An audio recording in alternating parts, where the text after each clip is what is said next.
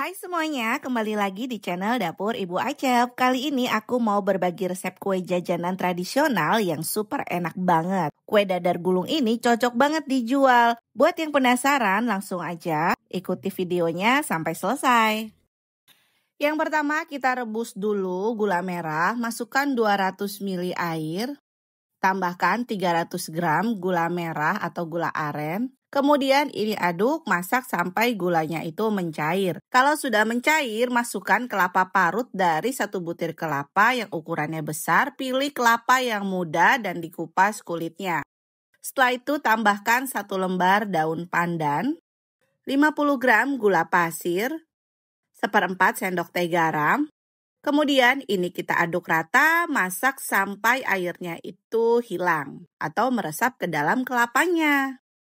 Nah, ini airnya sudah meresap ke dalam kelapanya, kemudian ini kita matikan kompornya dan diamkan. Selanjutnya pindahkan ke dalam wadah, tunggu sampai dingin. Lanjut siapkan blender, masukkan 5 lembar daun pandan, tambahkan 1200 ml air, setelah itu ini kita blender. Kemudian kita saring air blenderan daun pandan ini. Supaya warnanya lebih natural dan lebih cantik, tambahkan pewarna makanan hijau sedikit aja dan di sini aku tambahkan pewarna coklat sedikit aja. Setelah itu ini aduk rata dan warnanya itu nanti jadinya lebih natural. Hasilnya seperti ini, sisihkan. Campur tepung terigu sebanyak 500 gram, 1 butir telur ayam,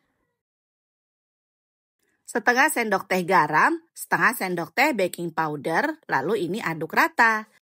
Kemudian tuangkan jus dari daun pandan tadi yang sudah disaring, setelah itu ini aduk rata. Nah, kalau sudah tercampur rata, biar tidak ada yang menggumpal dan bergerindil, kita saring, nanti hasilnya jadinya seperti ini, biar lebih mulus, lalu sisihkan. Panaskan wajan anti lengket, olesi dengan minyak yang sudah dilapisi dengan tisu, kemudian kita ambil adonan dadarnya, ini aduk dulu. Ambil 1 centong adonan, lalu tuangkan di wajan yang panas. Nah, biar bertekstur itu tipsnya, panaskan wajan terlebih dahulu, jadi wajan anti lengketnya ini harus benar-benar panas, biar dia itu berpori ya teman-teman. Nah, ini sudah matang, kemudian angkat, hasilnya dia itu berpori. Lalu balik bagian yang tidak berpori di bagian atas, ambil 1 sendok makan isian kelapanya, lalu lipat.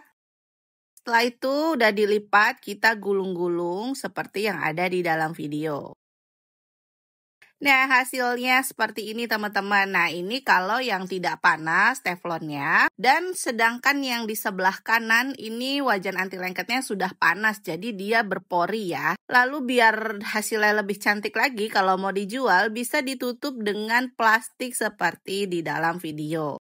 Dan dihias dengan potongan daun pandan atau disesuaikan aja.